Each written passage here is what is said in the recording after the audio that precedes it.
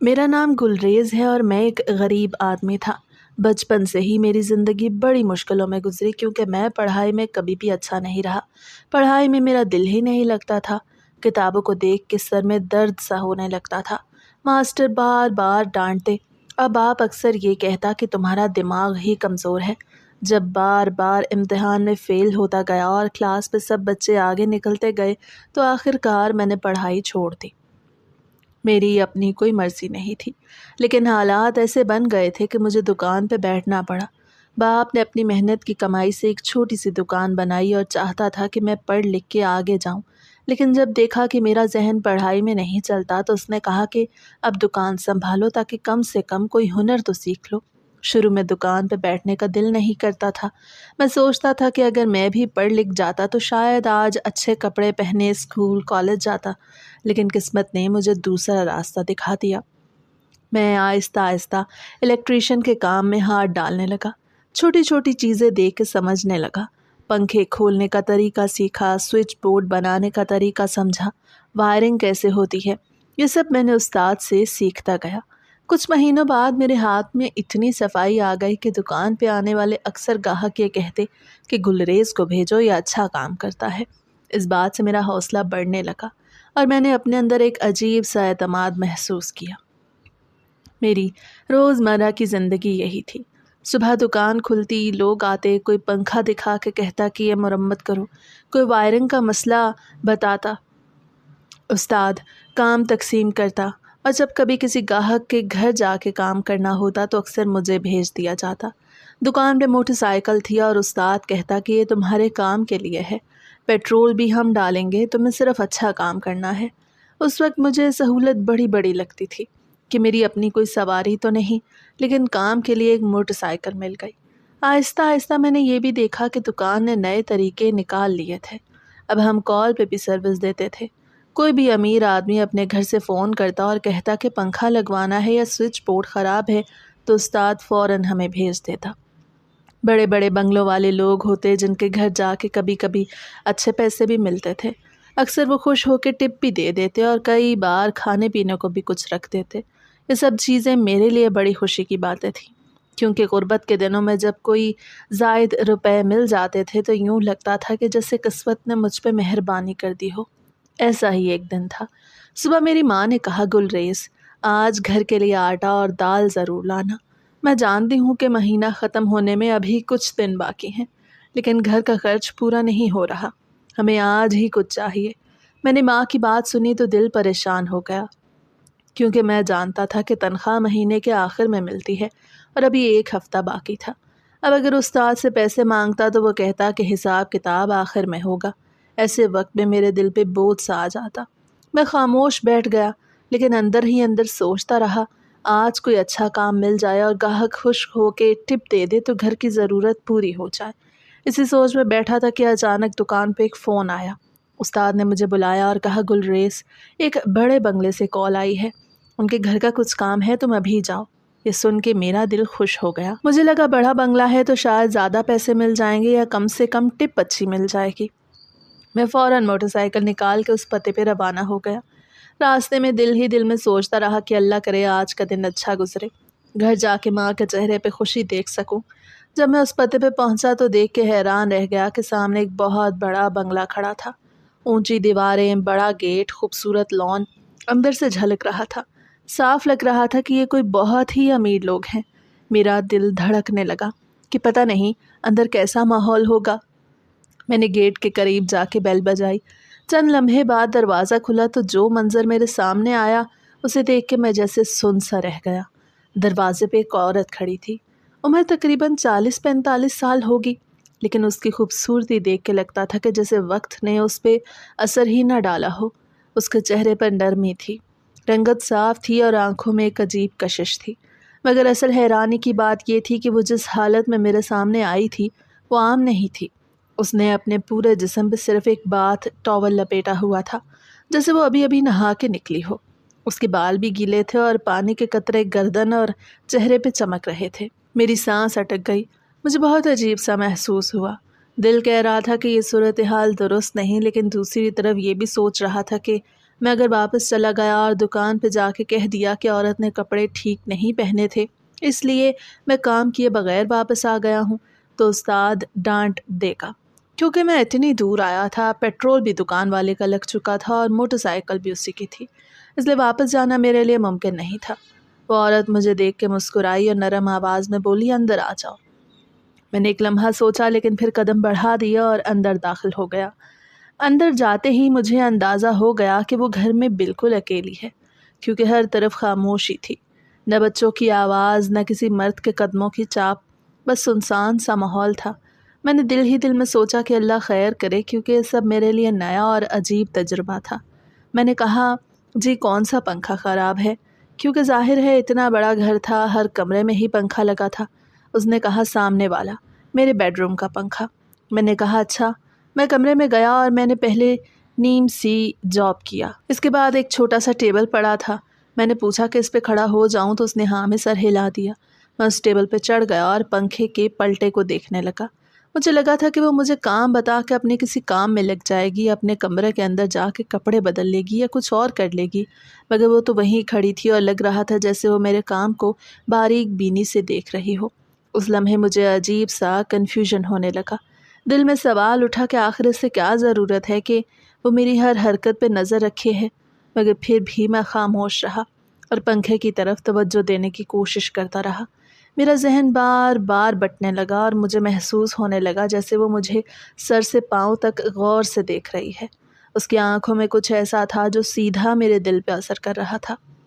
میرے ہاتھ پلٹے پہ تھے لیکن دماغ میں ایک عجب سی کشمکش شروع ہو گئی تھی۔ اور پھر میں نے دیکھا کہ وہ آہستہ آہستہ پیچھے ہٹی اور اسی کمرے میں موجود بڑے بیڈ پہ جا کے لیٹ گئی۔ میں اسی وقت ٹیبل پہ کھڑا تھا، اس لیے مجھے صاف صاف نظر آ رہا تھا کہ وہ کس انداز میں بیڈ پہ لیٹی ہے۔ میری نظر بار بار اس کی طرف جا رہی تھی، چاہے میں چاہتا بھی تو اس سے اپنی آنکھیں نہیں ہٹا سکتا تھا، کیونکہ منظر ہی کچھ ایسا تھا۔ میں ایک عام سا آدمی تھا، ایک غریب گھرانے کا لڑکا۔ میری عمر شادی کی تھی مگر ابھی تک میرا نکاح نہیں ہوا تھا۔ میری زندگی بس گھر اور دکان کے چکر تک محدود رہی تھی، نہ دوستوں کے ساتھ کوئی خاص میل جول، نہ محفلوں میں کوئی تجربہ، بس محنت مزدوری اور دن رات کی دوڑ دھوپ۔ اس لیے جب میں نے پہلی بار اس منظر کو دیکھا تو میرے اندر بھی وہی سب جذبات جاگ اٹھے جو ایک عام مرد کے دل میں جا سکتے ہیں۔ میرے دل کی دھڑکن تیز ہو گئی، پسینہ ماتھے پہ آنے لگا اور میں جتنا بھی خود کو روکنے کی کوشش کرتا، نظر پھر بھی اس کے وجود پہ جا کے جم جاتی۔ تھوڑی دیر بعد مجھے ایسے لگنے لگا جیسے وہ اپنے ہاتھوں سے ٹاول کے اندر کچھ حرکت کر رہی ہے۔ اس کے وجود کا ہلنا جلنا مجھے صاف نظر آ رہا تھا اور اس لمحے میرے اندر کی دنیا جیسے ہل گئی۔ میں سمجھ نہیں پا رہا تھا کہ یہ سب کیا ہو رہا ہے اور کیوں ہو رہا ہے۔ اگر اسے کچھ کرنا ہی تھا تو وہ اکیلے بھی کر سکتی تھی، میرے جانے کے بعد بھی یہ سب کر سکتی تھی، مگر نہ جانے کیوں وہ سب کچھ میرے سامنے کر رہی تھی، جسے جان بوجھ کے مجھے الجھا رہی ہو یا شاید مجھے آزما رہی ہو۔ اب تو میرے پسینے چھوٹنے لگے۔ پنکھے کا پلٹا میرے ہاتھ میں تھا مگر دماغ کہیں اور اٹکا ہوا تھا۔ دل کہہ رہا تھا کہ جلدی جلدی کام ختم کر کے یہاں سے نکل جاؤ ورنہ یہ صورتحال قابو سے باہر ہو جائے گی۔ میں نے اپنے ہاتھ کو تیز چلانا شروع کر دیا تاکہ جلدی کام مکمل ہو، مگر جتنا تیز میں کام کرتا اتنا ہی وہ بھی اپنی حرکات میں کھل کے سامنے آنے لگی۔ اب تو اس کے ہونٹوں سے ہلکی ہلکی آوازیں بھی نکلنے لگی جو کمرے کی خاموش فضا میں مجھے صاف سنائی دے رہی تھیں۔ یہ سب کچھ میری برداشت کے لیے مشکل تھا، لیکن میں نے پھر بھی خود کو قابو میں رکھنے کی پوری کوشش کی۔ آخر کار میں نے کام مکمل کیا اور ٹیبل سے نیچے اتر آیا۔ اب میں نے چاہا کہ کسی طرح اس کمرے سے فوراً نکل جاؤں تاکہ یہ ساری کشمکش ختم ہو۔ میں سائڈ پہ کھڑا ہو گیا اور اس سے کہا کہ میری پیمنٹ دے دیجیے، میں اب جاتا ہوں۔ اسے جواب دیا کہ ہاں دیتی ہوں، مگر اس کے لہجے میں ایک عجیب سی نرمی اور ایک انوکھی مسکراہٹ تھی۔ وہ آہستہ آہستہ میرے قریب آئی اور مجھے اس طرح دیکھنے لگی جیسے میری آنکھوں کے اندر جھانکنا چاہتی ہو۔ میں مزید پریشان ہو گیا اور بار بار دل میں یہی سوچ رہا تھا کہ عورت آخر چاہتی کیا ہے۔ پھر وہ رکی اور بولی، شکل سے تو بیوقوف نہیں لگتے، پھر بیوقوف کیوں بن رہے ہو؟ میں نے حیرانی سے کہا، آپ کہنا کیا چاہتی ہیں؟ آپ کی بات بالکل نہیں سمجھا۔ اس پر اس نے میرے چہرے کو اور قریب سے دیکھتے ہوئے کہا کہ اتنا اچھا موقع گوا دو گے کیا؟ تمہیں پتہ بھی ہے کہ تمہارے سامنے کیا چیز کھڑی ہے؟ میں اس کی بات سن کے حیران رہ گیا، دل دھڑکنے لگا۔ سمجھ نہیں آ رہا تھا کہ وہ کیا کہنا چاہتی ہے، مگر اگلے لمحے اس نے وہ سب کر دکھایا جو میری سوچ سے بھی باہر تھا۔ اس نے اپنے دونوں ہاتھوں سے ٹاول کو تھوڑا ڈھیلا کیا اور پھر ایک جھٹکے میں اسے گرا دیا۔ اب وہ میرے سامنے اپنی پوری حقیقت کے ساتھ کھڑی تھی۔ میں ایک عام سا انسان تھا، ایک مرد تھا جس نے کبھی ایسا منظر اپنی زندگی میں نہیں دیکھا تھا۔ میری آنکھوں کے سامنے جیسے ایک نیا جہان کھل گیا اور میرے قدم ڈگمگا گئے۔ میں چاہتا بھی تو اس لمحے خود کو روک نہیں سکتا تھا۔ یہ سب کچھ میرے قابو سے باہر تھا۔ میں اندر ہی اندر جان گیا کہ اب میں گر چکا ہوں۔ میں ایک ایسے کنویں میں گر رہا ہوں جس سے نکلنا میرے لیے ناممکن ہوگا، اور وہ عورت بھی یہ سب جانتی ہے۔ اس نے اپنے عورت ہونے کا بھرپور فائدہ اٹھایا، اور میں نے اپنی ساری زندگی کی احتیاط کو ایک پل میں کھو دیا۔ یہ وہ لمحہ تھا جس کے بعد میرا راستہ بدلنے والا تھا، اور جس کی یاد میرے دل سے کبھی مٹنے والی نہیں تھی۔ اس کے بعد اس نے مجھے میری مزدوری اور اس کے علاوہ بھی چند پیسے میری پینٹ کی دوسری جیب میں ڈال دیا، اور ساتھ ہی ایک کارڈ بھی دیا جس پر ڈسکس کا نمبر لکھا ہوا تھا۔ وہ ہلکی سی مسکراہٹ کے ساتھ کہنے لگی کہ دوبارہ آؤ گے تو مجھے بہت اچھا لگے گا۔ میں نے ہلکے لہجے میں پوچھا کہ آپ اکیلی رہتی ہیں کیا؟ تو وہ فوراً بولی ہاں میں بالکل اکیلی رہتی ہوں، میرے گھر میں کوئی نہیں ہوتا اور جب بھی آؤ گے ایسے ہی ملوں گی۔ اسے یہ بات کہتے ہوئے ایک آنکھ دبا کے مجھے اشارہ کیا تو میں خود بھی مسکرا دیا اور پھر واپس نکل آیا۔ آج کے دن میرے لیے عجیب اور خوشی بھرا دن تھا۔ میں نے سوچا کہ مجھے پیسے بھی مل گئے اور زندگی کا ایک ایسا تجربہ بھی مل گیا ہے جس کا میں نے کبھی سوچا بھی نہیں تھا۔ میں نے موٹر سائیکل سٹارٹ کی اور گھر کی طرف روانہ ہو گیا۔ راستے میں ٹریفک کافی زیادہ تھی، اس لیے مجھے دیر ہو گئی، مگر میرے چہرے پر خوشی کے تاثرات چھپائے نہیں چھپ رہے تھے۔ دل میں بار بار وہ لمحے یاد آ رہے تھے جو کمرے میں گزرے تھے، اور ساتھ ساتھ جیب میں رکھے ہوئے اضافی پیسوں کا وزن بھی مجھے یہ یاد دلا رہا تھا کہ آج کا دن واقعی میرے لیے خوش قسمت تھا۔ 2 ہفتے گزر گئے، یہ دن بھی بڑے عجیب گزرے۔ دل ہر روز سوچتا کہ پھر سے اس بنگلے میں جاؤں، پھر سے وہ سب دیکھوں، مگر میں اپنے آپ کو سمجھاتا رہا کہ یہ سب بار بار ہونا ممکن نہیں۔ مگر وقت کے ساتھ ساتھ میرا دل پھر سے بے چین ہونے لگا۔ ایک دن میں نے فیصلہ کر ہی لیا کہ اب دوبارہ جانا ہے۔ اس دوران میرا ایک دوست بھی تھا جو میرے ساتھ اسی دکان پہ کام کرتا تھا۔ میرا دل چاہا کہ اپنا راز کسی کو بتاؤں، اس لیے میں نے اسے سب کچھ کہہ ڈالا۔ جب میں نے اس کو ساری بات سنائی تو وہ حیران بھی ہوا اور ہنسنے بھی لگا۔ کہنے لگا واقعی ایسا ہوا ہے؟ تو میں نے کہا ہاں بالکل ایسا ہی ہوا ہے۔ وہ جوش میں آ کے کہنے لگا کہ میں بھی چلوں گا، مجھے بھی لے چل۔ میں نے فوراً اس کو روک دیا اور کہا پاگل ہے، یہ صرف مجھے بلاتی ہے تجھے نہیں۔ اگر وہاں جا کے تیری وجہ سے سب کچھ بگڑ گیا تو پھر میرا بھی چکر ختم ہو جائے گا، اس لیے تو میرے ساتھ نہیں جا سکتا۔ اس عورت کا نام صفیہ تھا۔ میں نے اس کا نام بھی پہلی بار اسی دن سنا تھا جب اس نے مجھے کارڈ دیا۔ دوبارہ جانے کا فیصلہ کیا تو میرے دل کی دھڑکن تیز تھی۔ مجھے لگ رہا تھا کہ شاید اس بار وہ مجھے پہلے سے زیادہ اہمیت دے گی۔ میں جب اس کے گھر پہنچا اور گیٹ پہ بیل دی تو دروازہ کھلا، اور میں نے دیکھا کہ واقعی وہ خوشی کے ساتھ میرا استقبال کر رہی تھی۔ اس دن وہ بہت اچھے کپڑوں میں ملبوس تھی، بالکل تیار ہو کے جیسے کسی مہمان کا انتظار کر رہی ہو۔ اس سے مسکرا کے کہا پہلے کھانا کھا لیتے ہیں، پھر باقی بات کریں گے۔ میں حیران رہ گیا کیونکہ پہلے تو اس نے مجھے براہ راست کمرے میں لے جایا تھا، مگر آج وہ پہلے سے مختلف انداز میں پیش آ رہی تھی۔ اسے مجھے ڈائننگ ٹیبل پہ بٹھایا اور میرے سامنے طرح طرح کے کھانے رکھ دیے۔ خوشبو سے ہی دل مچلنے لگا اور میں نے پہلی بار کسی امیر گھر کا کھانا کھایا تھا۔ کھانے کے دوران میں نے اس سے باتوں باتوں میں کہا کہ میرا ایک دوست ہے، بڑا پیارا سا، وہ بھی ساتھ آنا چاہتا تھا، مگر میں اسے ساتھ نہیں لا سکا۔ وہ ہنسنے لگی اور بولی اچھا تمہارے دوست بھی اتنے ہی پیارے ہیں؟ تو میں نے کہا ہاں سمجھ لو ہینڈسم ہی ہے، جوان ہے۔ وہ مزید قریب آ کے کہنے لگی تو پھر اگلی بار اسے بھی ساتھ لے آنا۔ میں حیران رہ گیا اور فوراً اس سے پوچھا کہ آپ کا کیا مطلب ہے؟ تو اس سے بڑی سنجیدگی سے کہا کہ دیکھو نا، میرا تم سے کوئی رشتہ ہے، نہ تم میرے شوہر ہو، نہ میرے بوائے فرینڈ ہو، نہ میرا کوئی جاننے والا۔ تم بس میرے لیے ایک ضرورت ہو اور میں نے تمہیں اسی ایک مقصد کے لیے بلایا ہے۔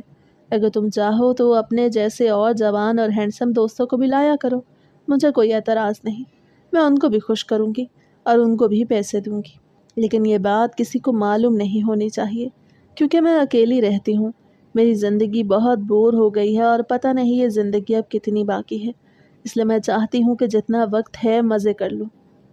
اس کی بات سن کے میں بالکل خاموش ہو گیا، میرا دماغ گھومنے لگا۔ ایک طرف یہ سوچ رہا تھا کہ عورت کتنی عجیب ہے، دوسری طرف دل کہہ رہا تھا کہ یہ سب بھی برا نہیں، مگر پھر میں نے ہمت کر کے کہا کہ ہر کوئی میری طرح اچھا نہیں ہوگا، اگر کسی نے آپ کا برا فائدہ اٹھا لیا تو؟ اس نے کہا لگایا اور کہا اچھا، تم بھی تو اچھے ہو نا، تم نے بھی تو فائدہ اٹھایا تھا۔ میں چپ ہو گیا، میرے پاس کوئی جواب نہیں تھا، بس نظریں جھکا لی۔ وہ مسکرائی اور کہنے لگی کہ اگر تم میرے پاس اچھے اچھے جوان لڑکے لے کے آؤ گے نا تو میں تمہیں بھی کمیشن دوں گی، پیسے بھی زیادہ دوں گی اور ساتھ ساتھ تمہارا بھی خیال رکھوں گی۔ میں حیرت میں ڈوب گیا، دل میں سوچتا رہا کہ یہ کس طرح کی پیشکش ہے۔ ایک طرف یہ مجھے اپنی طرف کھینچتی ہے، دوسری طرف مجھے ایک راستہ بھی دکھا رہی ہے جہاں پیسہ بھی ہے اور لذت بھی۔ آخر کار میں نے سوچ لیا کہ اس کی بات مان لوں گا۔ میں نے آہستہ آواز میں کہا ٹھیک ہے، دیکھتے ہیں، میں کسی کو لے آؤں گا۔ وہ خوش ہو گئی اور بولی کہ ہاں اسی طرح کرو، کسی کو کچھ پتہ نہیں چلے گا اور تم بھی میرے ساتھ بار بار آتے رہو گے۔ یوں لگ رہا تھا جیسے ہم دونوں نے ایک انوکھا کاروبار بنا لیا ہے، ایک ایسا کاروبار جو صرف رازوں میں چھپا ہوا ہے، جہاں نہ کوئی شور تھا نہ کوئی اعلان، بس چھپ کر مزے لینا اور بدلے میں پیسے لینا۔ یہ سب میرے لیے نیا تھا مگر میں آہستہ آہستہ اس کو قبول کرنے لگا، کیونکہ غربت کے دنوں میں جب اس طرح آسانی سے پیسے ہاتھ آئیں تو آدمی کو ہر راستہ آسان لگنے لگتا ہے۔ میں نے اپنے اسی دوست کو جو میرا سب سے اچھا دوست تھا اس کے پہلے سب کچھ بتایا تھا اور پھر اس کو بھی وہاں لے گیا۔ جب وہ پہلی بار میرے ساتھ گیا تو وہ بھی حیران ہوا اور خوش بھی، کیونکہ صفیہ نے اس کے ساتھ بھی ویسا ہی سلوک رکھا جیسا میرے ساتھ رکھا تھا۔ اس کے بعد آہستہ آہستہ میں نے ایک اور دوست کو بھی وہاں لے جانا شروع کر دیا، لیکن جب وہ دوست میرے ساتھ آیا تو اس بار صفیہ نے ایک بات کہی جس نے مجھے چونکا دیا۔ اس نے کہا کہ موٹے موٹے دوست مت لایا کرو، مرد تب اچھا لگتا ہے جب اس کے جسم کی ہڈیاں نکلی ہوئی ہوتی ہیں، اور مرد کو تب اچھی لگتی ہے جو ذرا بھرے بھرے جسم کی مالک ہو۔ میں نے دل ہی دل میں سوچا کہ اس کی اپنی سائنس ہے، پتہ نہیں اس نے کہاں سے نکالی، لیکن جب اس کے پاس بیٹھا اور اس کے ساتھ وقت گزارتا تو مجھے بھی ایسا ہی لگنے لگا جیسے وہ جو کہہ رہی تھی واقعی سچ ہو۔ خیر ہم نے بھی یہ طے کر لیا کہ جو بھی لڑکے ساتھ لے کے جائیں گے وہ جوان جہان اور دبلی پتلی کمر والے ہوں گے۔ یہ لڑکے یا تو میرے دور پار کے کزن ہوتے یا پھر میرے وہ دوست ہوتے جن پر میرا بھروسہ تھا اور جن کو میں اچھی طرح جانتا تھا۔ میں سب سے پہلے ان سے زیادہ باتیں کرتا، ان کے ساتھ گہرے تعلقات بناتا اور ان کو اپنے بھروسے میں لیتا۔ پھر جب وقت آتا تو ان کو صفیہ کے پاس لے جاتا، وہاں جا کے سب کچھ وہ خود سمجھ لیتے اور یوں یہ سب چلتا رہا۔ ہم سب کے مزے لگے ہوئے تھے، ہر کوئی خوش تھا اور ہم اس برائی کی دلدل میں گرتے ہی چلے جا رہے تھے۔ نہ مجھے ہوش تھی نہ میرے دوستوں کو کہ یہ سب کہاں جا کے رکے گا، کیونکہ اس وقت ہماری آنکھوں پہ لالچ کا پردہ پڑا ہوا تھا۔ صفیہ کے ساتھ وقت گزارنے کا مزہ الگ تھا اور اس کے دیے ہوئے پیسے الگ ہی خوشی دیتے تھے۔ میں اس عورت پہ حیران رہتا کہ آخر یہ چاہتی کیا ہے۔ اس کے پاس سب کچھ تھا، پیسہ تھا، جائیداد تھی، گھر اور گاڑیاں تھیں، نوکر چاکر بھی اس کے حکم پہ چلتے تھے، لیکن وہ پھر بھی اکیلی تھی۔ ایک دن میں نے ہمت کر کے اس سے پوچھ ہی لیا کہ آپ کا اس دنیا میں کوئی نہیں ہے تو آپ کے پاس اتنے پیسے کہاں سے آتے ہیں؟ اس سے لمبی سانس لی اور آہستہ سے بولی کہ میں نے زندگی میں 2 شادیاں کی تھیں، دونوں ہی مرد بڑے امیر تھے، ایک تو مر گیا اور دوسرا مجھے چھوڑ کے چلا گیا، لیکن دونوں نے مجھے اتنا کچھ دے دیا کہ اب اگر میں ساری زندگی کچھ نہ کروں تو بھی میرے پاس سب کچھ ہے، یہ گھر ہے، یہ گاڑیاں ہیں، کاروبار ہے اور پیسہ ہے، میرے پاس اتنا ہے کہ کئی نسلیں بیٹھ کے بھی کھا لیں تو ختم نہ ہو۔ لیکن جو چیز میرے پاس نہیں تھی وہ بھی تم نے انتظام کر دیا، اور کیا چاہیے ایک عورت کو؟ اس کی یہ بات سن کے میں خاموش ہو گیا اور سوچنے لگا کہ واقعی یہ عورت بظاہر بہت مضبوط لگتی ہے، لیکن اندر سے کتنی تنہا ہے۔ وہ سب کچھ رکھتے ہوئے بھی خالی تھی اور شاید اسی خالی پن کو بھرنے کے لیے اس نے مجھے اپنی زندگی میں شامل کیا تھا۔ باقیوں کے ساتھ وہ جیسا بھی تعلق رکھتی تھی، لیکن میرے ساتھ اس کا رشتہ مختلف تھا۔ وہ میرے ساتھ صرف جسمانی تعلق تک محدود نہیں تھی، بلکہ وہ مجھ سے دوستی والا تعلق بھی رکھتی تھی۔ مجھے لگتا تھا کہ میں ہی اس کا مین بندہ ہوں، اس کی زندگی میں سب سے الگ۔ ہم دونوں ساتھ بیٹھ کے ہنستے تھے، باتیں کرتے تھے، کبھی کبھی فلمیں بھی دیکھتے تھے، کبھی اس نے مجھے کھانا اپنے ہاتھ سے کھلا دیا تو کبھی میری تعریف کر کے میرا دل خوش کر دیا۔ میرے لیے یہ سب کچھ نیا تھا، کیونکہ میں ایک غریب آدمی تھا، میری دنیا صرف دکان اور گھر تک محدود رہی تھی، لیکن اب اچانک میری زندگی کا رخ بدل گیا تھا۔ میں دن رات اس کے ساتھ گزارنے لگا اور آہستہ آہستہ میرا جھکاؤ اس کی طرف اور بڑھتا گیا۔ ادھر گھر میں ماں کو مسئلہ ہونے لگا۔ وہ کہتی کہ تو دیر دیر سے گھر کیوں آتا ہے؟ پہلے تو وقت پہ آتا تھا، اب اتنا لیٹ کیوں ہو جاتا ہے؟ میں نے اس کو بہانہ بنا کے کہا کہ میں اوور ٹائم کر رہا ہوں۔ استاد نے دکان پہ مجھے زیادہ کام دینا شروع کر دیا ہے۔ اس کے بدلے میں ماں کے ہاتھ میں پیسے بھی دے دیتا، کیونکہ صفیہ مجھے ہر بار پیسے دیتی ہی رہتی تھی۔ ماں بھی خوش ہو جاتی کہ بیٹا پہلے سے زیادہ کما رہا ہے، اور میں بھی سکون میں رہتا، اور صفیہ بھی خوش رہتی۔ اس کے ساتھ ساتھ میرے دوست بھی خوش تھے، کیونکہ ان کو بھی اپنے حصے کے مزے اور پیسے ملتے تھے۔ یوں لگتا تھا جیسے ہم سب نے اپنی اپنی دنیا بنا لی ہو، جہاں نہ کسی کو فکر تھی، نہ کسی کو کوئی روکنے والا تھا۔ ایک طرف صفیہ کی تنہائی پوری ہو رہی تھی، دوسری طرف ہماری غربت کم ہو رہی تھی، اور سب کچھ ایسے چل رہا تھا جیسے یہ کبھی ختم ہی نہیں ہوگا۔ لیکن دل کے کسی کونے میں یہ احساس ضرور رہتا تھا کہ ہم لوگ ایک ایسی دلدل میں اتر گئے ہیں جس سے نکلنا مشکل ہے، جس میں قدم جتنا آگے بڑھاؤ اتنی ہی گہرائی میں دھنس جاتے ہو۔ ایک دن ہمارے گھر میں ایک نئی بحث چھڑ گئی۔ میری ماں اور بہن بیٹھ کے باتیں کر رہی تھیں۔ بات میرے رشتے کی تھی۔ مجھے دیکھ کے ماں نے کہا کہ میرے لیے ایک لڑکی دیکھی گئی ہے اور وہ بالکل اچھی ہے، لیکن میری بہن نے اس بات کو ماننے سے انکار کر دیا۔ اسے کہا کہ وہ لڑکی صحیح نہیں ہے۔ بہن بار بار یہ بات دہرا رہی تھی کہ اس لڑکے کا کردار صاف نہیں، وہ بہت زیادہ فیشن کرتی ہے، بال کھلے رکھتی ہے، جینز پہنتی ہے، اور پتہ نہیں وہ کیسی ہے، اچھی ہے یا بری ہے۔ لیکن ماں اپنی بات پہ ڈٹی ہوئی تھی۔ وہ کہہ رہی تھی کہ نہیں، یہ لڑکی اچھی ہے اور ہمارے بیٹے کے لیے بالکل مناسب ہے۔ میں خاموش بیٹھا یہ سب سن رہا تھا، اور پھر اچانک میری ماں نے جملہ کہا، میرا بیٹا گلریز اتنا اچھا ہے تو اس کے لیے کوئی بری لڑکی ہو ہی نہیں سکتی۔ یہ سن کے میں حیران رہ گیا۔ میں نے ماں سے پوچھا کہ امی، یہ کیسے ہو سکتا ہے؟ آپ کو کیسے یقین ہے کہ جو لڑکی آپ میرے لیے دیکھ رہی ہیں وہ بری نہیں ہو سکتی؟ تو ماں نے بڑے سکون سے کہا کہ بیٹا، یہ اللہ کا وعدہ ہے، نیک مردوں کے لیے نیک عورتیں اور برے مردوں کے لیے برے عورتیں ہیں۔ اگر تم اچھے ہو تو تمہاری ہمسفر بھی اچھی ہوگی، اور اگر تم برے ہو تو تمہارے نصیب میں بری ہی آئے گی۔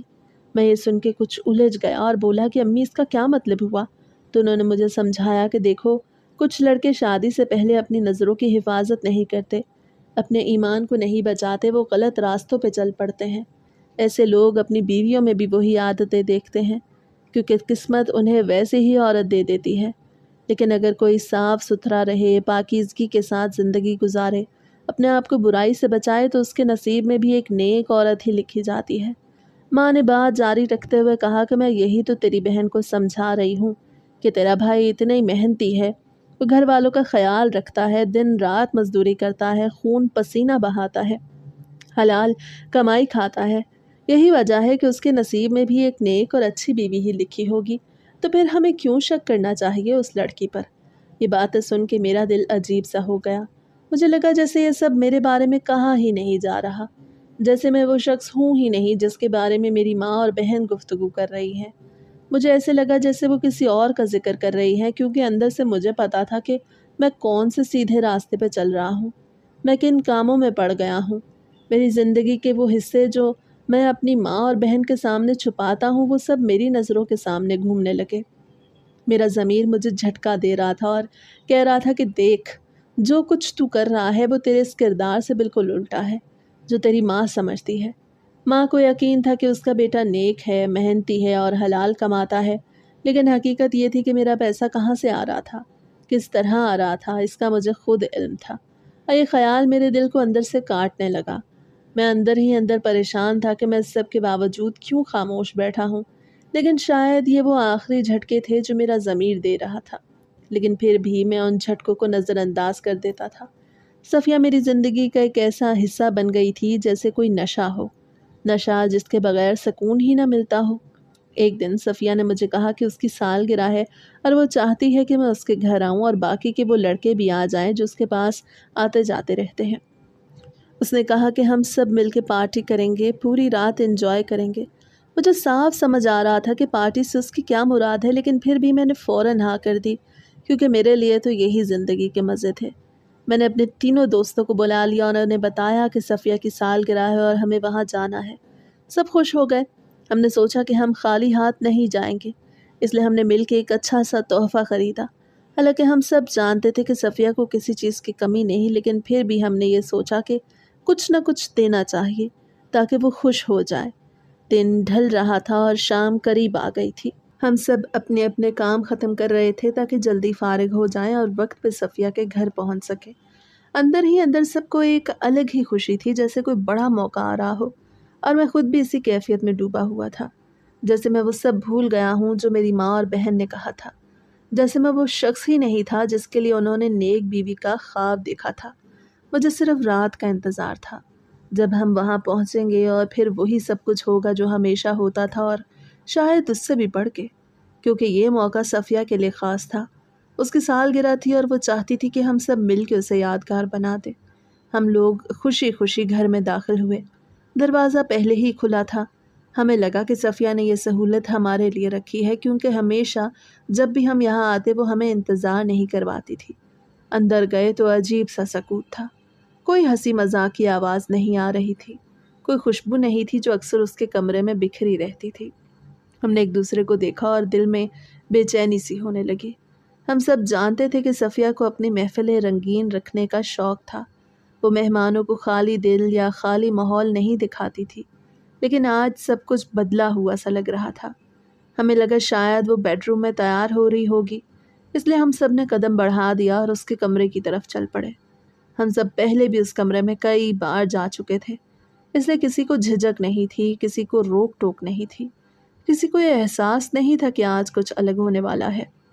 جیسے ہی ہم نے کمرے کا دروازہ کھولا تو سامنے کا منظر دیکھ کے ہماری روح کانپ گئی۔ وہ بستر پہ اوندھی پڑی تھی، اس کے بال بکھرے ہوئے تھے، کپڑے ادھڑے ہوئے تھے اور جسم پہ واضح نشانات تھے جو یہ بتانے کے لیے کافی تھے کہ اس کے ساتھ زبردستی ہوئی ہے اور پھر بے رحمی سے اس کی زندگی ختم کر دی گئی۔ اس کا جسم بالکل ساکت تھا، آنکھیں بند تھیں، سانس کا نام و نشان نہیں تھا۔ ہمیں لمحے بھر میں سمجھ آ گیا کہ وہ اس دنیا سے جا چکی ہے۔ ہم سب نے بے ساختہ ایک دوسرے کی طرف دیکھا، پھر اس کے قریب جا کے اسے ہلایا، اس کا ہاتھ پکڑا، لیکن اس کا جسم بالکل ٹھنڈا تھا۔ اس کے زخموں سے رسنے والا خون ہمارے ہاتھوں پہ لگ گیا، جس نے ہمیں اور زیادہ خوفزدہ کر دیا۔ ہمیں لگا جیسے ہماری سانسیں بند ہو رہی ہیں، جیسے کمرہ گھوم رہا ہے، کسی کو کچھ سمجھ نہیں آ رہی تھی۔ ہم سب کے ذہن خالی ہو گئے تھے۔ ہمیں بس اتنا پتا تھا کہ ایک ایسی عورت جس کے ساتھ ہم ہنستے بولتے وقت گزارتے تھے، آج ہمارے سامنے لاش کی صورت میں پڑی ہے۔ ہمیں کچھ کرنا بھی نہیں آ رہا تھا۔ کمرے میں ادھر ادھر دیکھا تو ہر طرف بکھراؤ تھا۔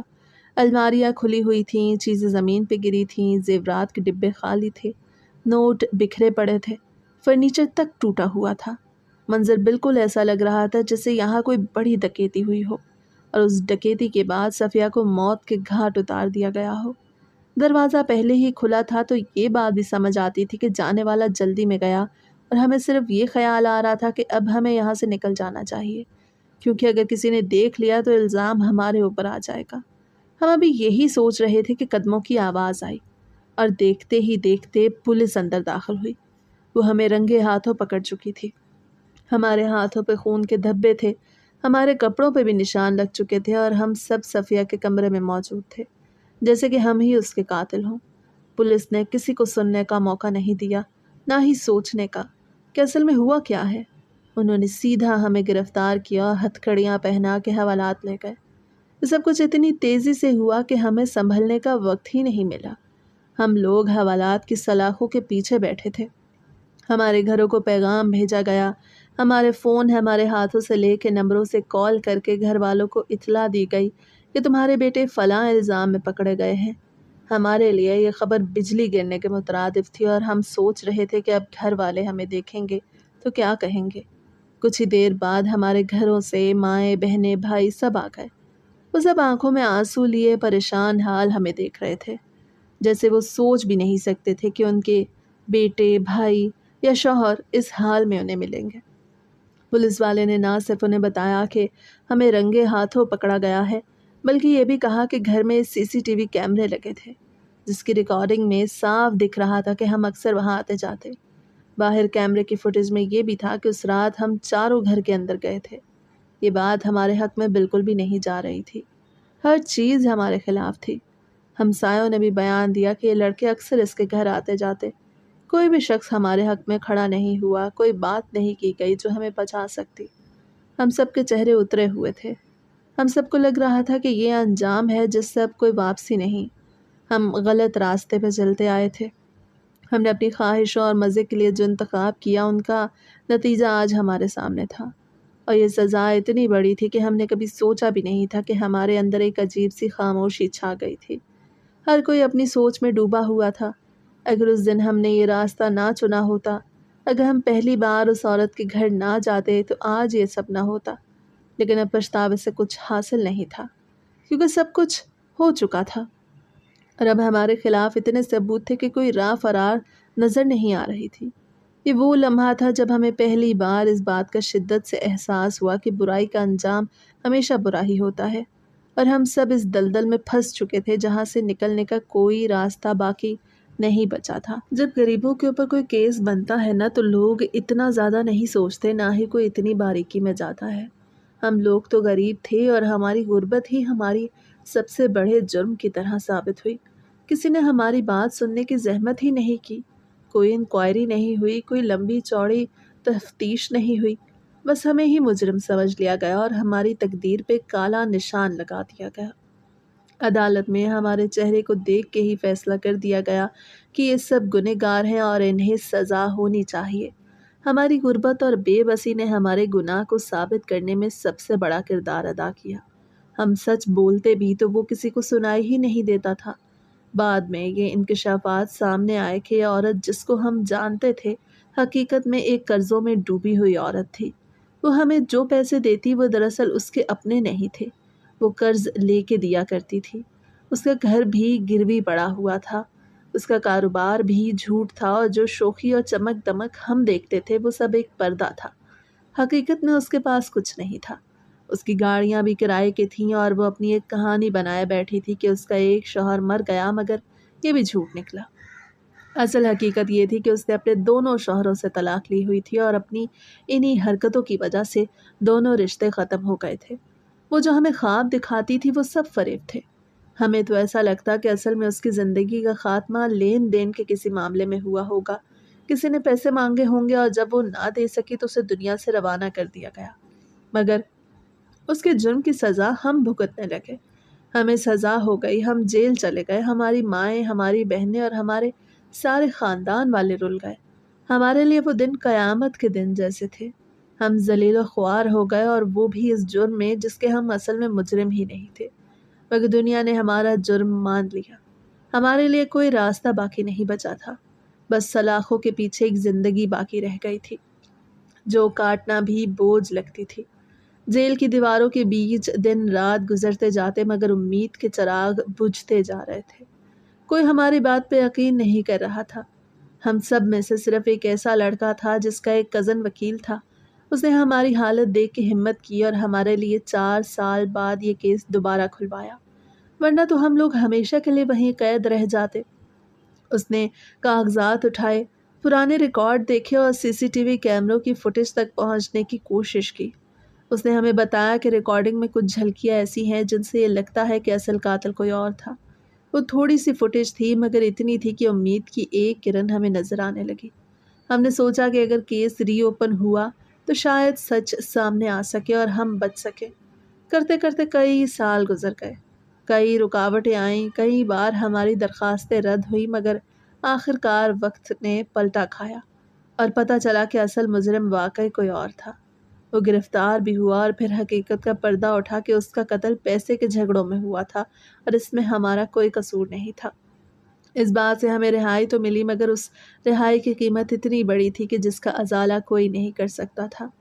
ہمارے بہترین سال ضائع ہو گئے۔ میں 24 سال کا تھا جب یہ سب کچھ ہوا اور مجھے جیل بھیج دیا گیا۔ جب 8 سال بعد رہائی ملی تو میں 32 سال کا ہو چکا تھا۔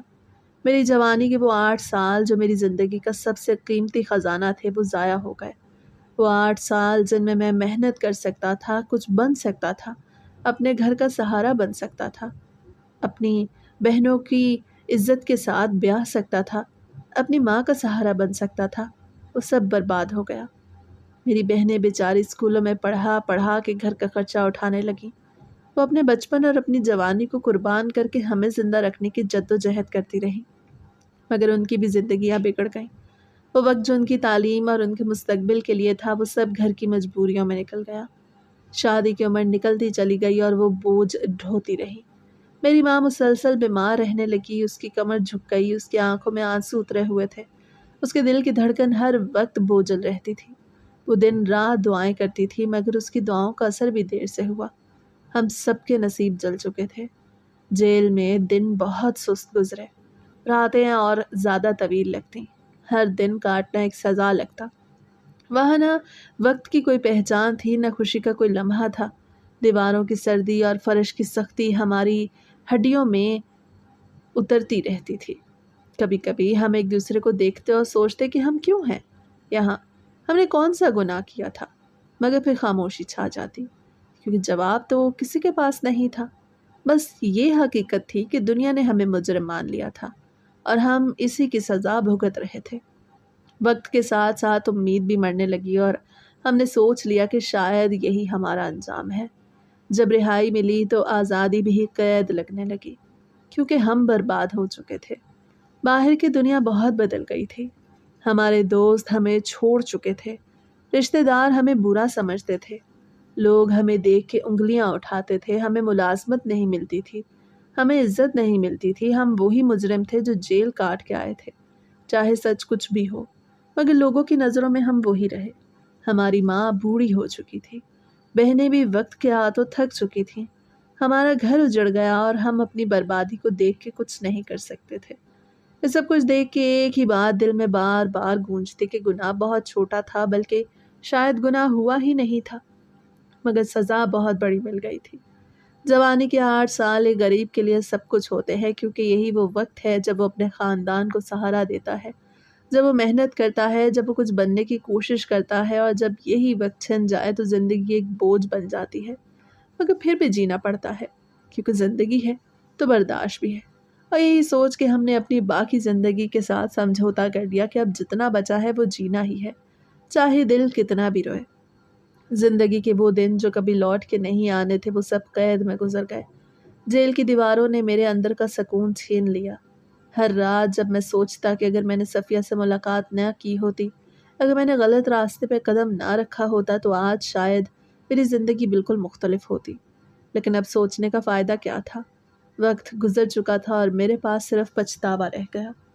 ماں کی جھریوں والا چہرہ جب ملاقات پہ نظر آتا تو میرا دل رو دیتا۔ وہ عورت جو ہمیشہ چاہتی تھی کہ میں نیک اور صاف رہوں، میری محنت پہ وہ فخر کرے، آج وہ مجھے دیکھ کے آنسو بہاتی تھی۔ میری بہنیں جو ہنستی کھیلتی بچیاں تھیں، جب میرے قید ہونے کے بعد ذمہ داریاں اٹھانے لگیں تو وقت سے پہلے بوڑھی ہو گئیں۔ ان کی آنکھوں میں بھی مایوسی اتر گئی۔ وہ میری وجہ سے اپنی خوشیاں قربان کرتی رہیں اور مجھے احساس ہوا کہ غلط فیصلہ نہ صرف انسان کی اپنی زندگی برباد کرتا ہے، بلکہ پورے خاندان کو بھی رون دیتا ہے۔ ان 8 سالوں میں مجھے ایک ہی سبق ملا کہ صبر ہی سب سے بڑی طاقت ہے۔ انسان جب صبر کر لیتا ہے تو حالات چاہے جتنے برے ہوں، آخرکار وقت اپنا رنگ بدل ہی دیتا ہے۔ میرا کیس دوبارہ کھلا، اصلی مجرم سامنے آیا اور میں رہائی پا گیا، لیکن جیل کے دنوں نے مجھے اندر سے توڑ دیا۔ جوانی کی خواہشیں حسرتوں میں بدل گئیں، ماں بیمار ہو گئی، بہنوں کی عمریں نکل گئیں اور میرا مستقبل ایک اندھیرا راستہ بن گیا۔ رہائی کے دن جب جیل کا دروازہ میرے لیے کھلا تو مجھے لگا جیسے میں آزاد ہوا ہوں، لیکن حقیقت یہ تھی کہ میں آزاد نہیں تھا۔ میں باہر آیا تو دنیا بدل چکی تھی۔ میرے دوست کہیں کہ کہیں پہنچ چکے تھے، میرے خاندان والے حالات کے بوجھ تلے دب چکے تھے۔ میرا دل چاہتا تھا کہ سب کچھ بھول کے نئی زندگی شروع کروں، لیکن ماضی کا سایہ میرا پیچھا نہیں چھوڑتا تھا۔ اس سب کے بعد ایک ہی چیز تھی جو میرے ساتھ رہی، اور وہ تھی تنہائی۔ لوگ کہتے ہیں کہ وقت زخم بھر دیتا ہے، لیکن وقت نے میرے زخموں کو اور گہرا کر دیا۔